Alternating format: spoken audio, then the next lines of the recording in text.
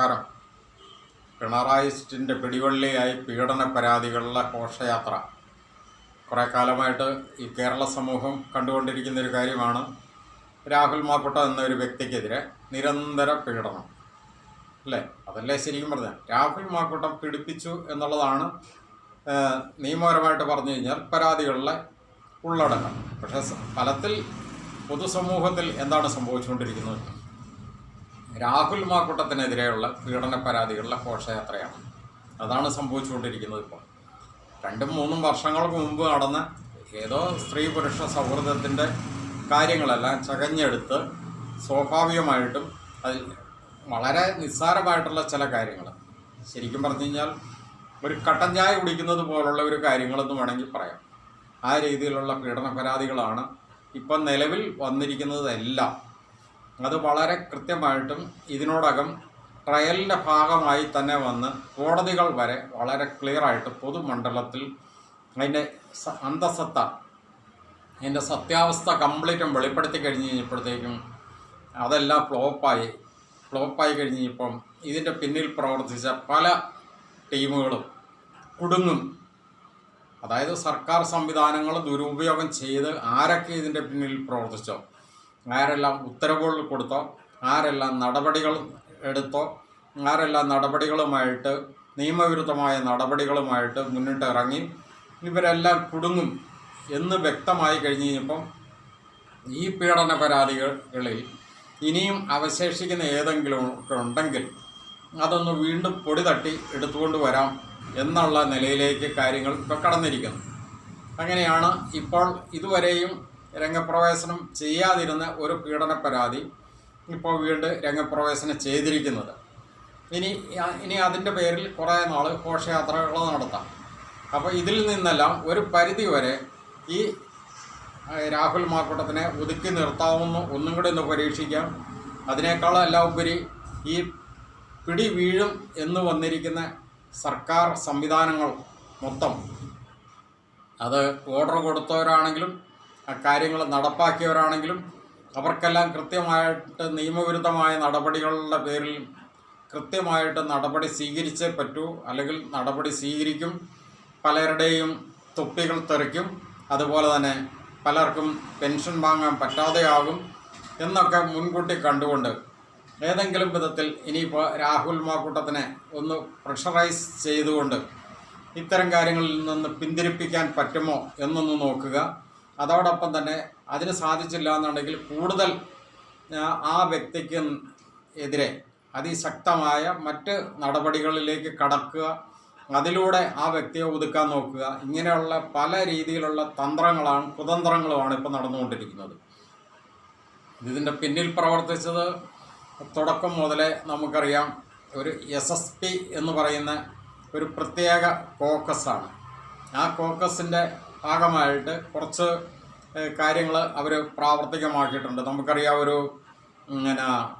Cinema നിർമ്മിക്കുമ്പോൾ സ്വാഭാവികമായിട്ട് അതിന് സംവിധായകൻ, അതുപോലെ തന്നെ നിർമ്മാതാവ്, തിരക്കഥാകൃത്ത്, അഭിനേതാക്കൾ, അങ്ങനെ കുറേയധികം ഘടകങ്ങളുണ്ട്.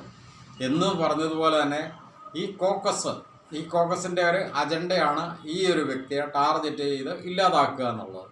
അപ്പോൾ അതിനു വേണ്ടിയിട്ട് ആ കോക്കസ് പല കാര്യങ്ങളും ഇവിടെ നടപ്പാക്കിയിട്ടുണ്ട്. അതിൻ്റെ ഭാഗമായിട്ടാണ് കുറേ മാധ്യമങ്ങളെ ആദ്യമേ വിലക്കെടുത്തിരിക്കുന്നു. ഇവരുടെ കോക്കസിൻ്റെ അജണ്ട എന്താണ്? ആ അജണ്ട പ്രകാരമുള്ള കാര്യങ്ങൾ പൊതുമണ്ഡലത്തിൽ നിരന്തരം വിളമ്പിക്കൊണ്ടേയിരിക്കുക. അത് ഒരു ചെറിയൊരു കാര്യം കിട്ടിക്കഴിഞ്ഞ് കഴിഞ്ഞാൽ അത് മാക്സിമം അവരുടെ കഴിവുകൾ ഉപയോഗിച്ചുകൊണ്ട്, അതായത് മാധ്യമ പ്രവർത്തകരുടെ കഴിവുകൾ ഉപയോഗിച്ചുകൊണ്ട് ഒരു ചെറിയൊരു കാര്യം ആണെങ്കിൽ പോലും കൂടെ അതിനെ വളരെയധികം ഹൈലൈറ്റ് ചെയ്ത് കൊടുത്തുകൊണ്ട്, അതുപോലെ തന്നെ അത് മാക്സിമം എത്രമാത്രം പൊതുസമൂഹത്തിലേക്ക് അതിങ്ങനെ പടർത്തി വിടാൻ പറ്റുമോ അതിൻ്റെ അനുസരിച്ച് പടർത്തി വിട്ടുകൊണ്ടിരിക്കുന്നത്. അതാണ് ഇപ്പോൾ സംഭവിച്ചുകൊണ്ടിരിക്കുന്ന ഈ ഒരു വിഷയവുമായിട്ട് ബന്ധപ്പെട്ട്. ഇപ്പോൾ ഈ രാഹുൽ മാക്കുട്ടത്തിൻ്റെ ഈ ഒരു വിഷയത്തിനകത്ത് കുറേ ദിവസങ്ങളായിട്ട് ഇപ്പോൾ SIT സംഘത്തിൻ്റെ മുന്നിൽ ഹാജരാവണമെന്ന് പറഞ്ഞിരുന്ന ആ ഒരു വിഷയമായിട്ട് ബന്ധപ്പെട്ട് അതിനെപ്പറ്റി നിരന്തരം വാർത്തകൾ കൊടുക്കുന്നു. എന്നാൽ ആ വ്യക്തിക്ക് അനുകൂലമായിട്ട് വരുന്ന ഒരൊറ്റ വാർത്തകളും കാര്യമായിട്ട് കൊടുക്കില്ല. അതിനെപ്പറ്റി ഒരു അന്തിച്ചർച്ച വെക്കുകയില്ല. എന്നാൽ ഇതിന് എതിരെ വരുവാണെന്നുണ്ടെങ്കിൽ കൃത്യമായിട്ടുള്ള അന്തിച്ചർച്ച, അതുപോലെ തന്നെ അതിന് മാക്സിമം പൊതുമണ്ഡലത്തിലേക്ക് എങ്ങനെയെല്ലാം ആ ഒരു വ്യക്തിയെ ടാർഗറ്റ് ചെയ്ത് ഇല്ലാതാക്കാം. നമുക്കറിയാം പണ്ട് ഉമ്മൻചാണ്ടി സാറിനെതിരെ എങ്ങനെയൊക്കെയാണ് ഇവരിത് പ്രാവർത്തികമാക്കിയത് എന്നുള്ളത് കൃത്യമായിട്ടും തെളിവ് സഹിതം അവരുടെ മുന്നിലുണ്ട്. അവർ ആ പരീക്ഷണത്തിൽ അവർ ശരിക്കും വിജയിക്കുക വരെ ചെയ്തു. ആ വിജയം മുന്നിൽ കണ്ടുകൊണ്ട് ഇപ്പോൾ ഈ ഒരു വ്യക്തിയെ ടാർഗറ്റ് ചെയ്ത് ഇല്ലാതാക്കിക്കൊണ്ടിരിക്കാനായിട്ട് ശ്രമിക്കുമ്പോൾ പൊതുസമൂഹം അതിനെ ശക്തമായിട്ട് പ്രതിരോധിക്കുന്നു എന്നുള്ളത് മാത്രമാണ് ഇവരുടെ മുന്നിലുള്ള ഏക ഒരു വെല്ലുവിളി. എന്താണെങ്കിലും ശരി, അവർ പിന്നോട്ടില്ല. സ്വാഭാവികമായിട്ടും അവർക്ക് അതിനുള്ള എല്ലാവിധ ശക്തികളുമുണ്ട്, ബലവുമുണ്ട്, എല്ലാ സംവിധാനങ്ങളുമുണ്ട്. ആ സംവിധാനം ഉപയോഗിച്ച് വീണ്ടും വീണ്ടും ആക്രമിച്ചുകൊണ്ടേയിരിക്കുന്നു. ഇതുവരെ ഇല്ലാതിരുന്ന പല പീഡന പരാതികളും ചകഞ്ഞെടുത്ത് കൊണ്ടുവരുന്നു. അത് വളരെയധികം ഹൈലൈറ്റ് ചെയ്ത് അത് എല്ലാ രീതിയിലും ഈ ഒരു വ്യക്തിയെ ആക്രമിച്ചില്ലാതാക്കാനായിട്ട് വേണ്ടിയിട്ട് ഉത്സാഹിച്ചുകൊണ്ടിരിക്കുന്നു. അതിന് പല നിയമപരിരക്ഷ ഉണ്ടാക്കിക്കൊണ്ടിരിക്കുന്നു. അതിൻ്റെ പിന്നിൽ അവർക്ക് വേണ്ട എല്ലാ ഒത്താശകളും ചെയ്തു കൊടുക്കാനായിട്ട് ഈ SSPക്കാർക്ക് സാധിക്കുന്നു. അത് വെച്ച് പല രീതിയിലും അവർ മുതലെടുക്കുന്നു. ആ മുതലെടുത്തുകൊണ്ട് ഈ ഒരു വ്യക്തിയെ ഇല്ലാതാക്കുക എന്നുള്ളതാണ് അവരുടെ അജണ്ട. എന്താണെങ്കിലും ശരി, ഇത് പൊതുസമൂഹം വളരെ അവധാനതയോടെ നോക്കി കാണേണ്ട ഒരു കാര്യമാണ്.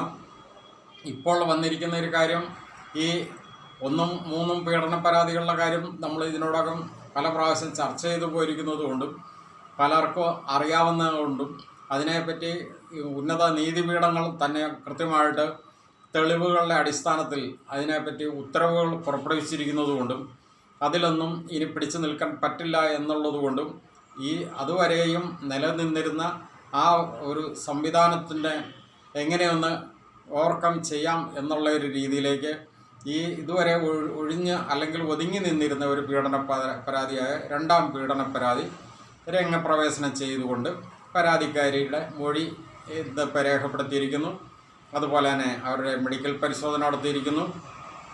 ഇനി സ്വാഭാവികമായിട്ടും അതിൻ്റെ ബാക്കി മറ്റ് കാര്യങ്ങളിലേക്കൊക്കെ സ്വാഭാവികമായിട്ടും ഈ പ്രതി എന്ന സ്ഥാനത്ത് നിൽക്കുന്ന രാഹുൽ മാക്കൂട്ടത്തിന് കടക്കേണ്ടി വരുന്നു. ഇനി ഹൈക്കോടതിയിലേക്ക് പോകേണ്ടി വരുമായിരിക്കാം. അതുപോലെ തന്നെ മറ്റ് സുപ്രീം കോടതിയിൽ വരെ പോകേണ്ടി വരുമായിരിക്കാം. കാരണം ഈ SSPയെ സംബന്ധിച്ച് ഇവരുടെ അജണ്ട എന്താണെന്ന് വെച്ച് കഴിഞ്ഞാൽ ഈ ഒരു വ്യക്തിയെ ടാർഗറ്റ് ചെയ്ത് ഇല്ലാതാക്കുക എന്നുള്ളത് ഒരു വശത്ത് നിൽക്കുമ്പോൾ പോലും കൂടെ അതിനേക്കാളും അവർക്ക് ആവശ്യം ഈ ഇലക്ഷൻ കഴിയുന്നത് വരെയെങ്കിലും ഇതിങ്ങനെ ഹൈലൈറ്റ് ചെയ്ത് നിർത്തുക എന്നുള്ളതാണ്. അതിനു വേണ്ടിയിട്ടാണ് അവർ ഇത്തരം ഈ പരിപാടിയായിട്ട് ഇറങ്ങിയിരിക്കുന്നത്. അത് അവർക്ക് ഒരു പരിധിവരെ അവർക്ക് ചിലപ്പോൾ സാധിക്കുമായിരിക്കാം. പക്ഷേ ഈ ചെയ്യുന്ന ഈ പ്രവൃത്തി പൊതു സമൂഹത്തിൻ്റെ ഒരു നീതിബോധത്തെ എത്രമാത്രമാണ് ഇവർ കളങ്കപ്പെടുത്തുന്നതെന്നൊന്ന് നോക്കുക. പണ്ടുകാലം പോലെ, ചരിത്രാതീത കാലം പോലെ ഇത്തരം നീചവും നികൃഷ്ടവും നിന്ദ്യവുമായ പ്രവർത്തികൾ ഭരണകൂട വർഗങ്ങൾ ചെയ്യാറുണ്ട്.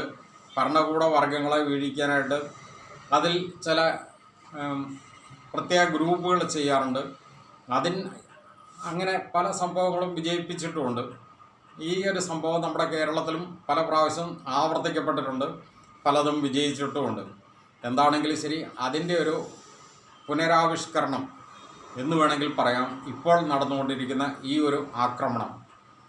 ഇതിനകത്തുള്ളൊരു പ്രത്യേകത എന്താണെന്ന് ചോദിച്ചു കഴിഞ്ഞാൽ, ഈ കേരളത്തിലെ ഇന്നുള്ള സകല മുന്നണിയും സകല ഭരണ സംവിധാനവും എല്ലാ വിഭാഗവും ഒറ്റക്കെട്ടായിട്ട് നിന്നുകൊണ്ടാണ് ഈ ഒരു വ്യക്തിയെ ആക്രമിക്കുന്നത് എന്നത് ഒരു പ്രത്യേകത കൂടി പൊതുസമൂഹം നോക്കിക്കാണുന്നുണ്ട്. പക്ഷേ അപ്പോഴും ഒരു ആശ്വാസം എന്താണെന്ന് ചോദിച്ചു കഴിഞ്ഞാൽ, നീതിബോധമുള്ള പൊതുസമൂഹത്തിൽ 95% ജനങ്ങളും ആ വ്യക്തിയെ ഇന്ന് നെഞ്ചോട് ചേർത്ത് നിർത്തുകയാണ്. കാരണം സ്ത്രീ പുരുഷ സൗഹൃദമായിട്ട് നടന്നിരിക്കുന്ന ഏതെങ്കിലും ഒരു ശാരീരിക ബന്ധം ഈ രീതിയിൽ വക്രീകരിച്ച് ഈ രീതിയിൽ അശ്ലീല ആഭാസമാക്കി മാറ്റുന്ന ഈ സാമൂഹ്യ വിപത്ത്, ഇത് സമൂഹത്തിൻ്റെ ഒരു ക്യാൻസറാണ്.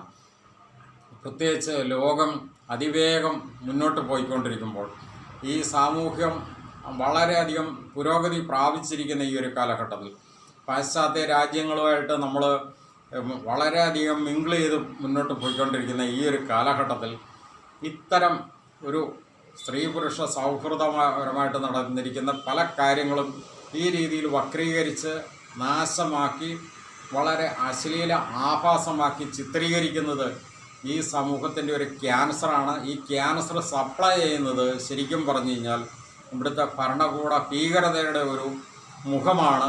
അവരാണ് ഇത് ഏറ്റവും കൂടുതൽ സപ്ലൈ ചെയ്യുന്നതിൻ്റെ മുന്നിൽ പോരാളികളായിട്ട് നിൽക്കുന്നത് എന്നുള്ളത് വളരെ വേദനയോടുകൂടി പൊതുസമൂഹം നോക്കിക്കാണുന്നു എന്ന് മാത്രം പറഞ്ഞുകൊണ്ട് നിർത്തുന്നു. നന്ദി.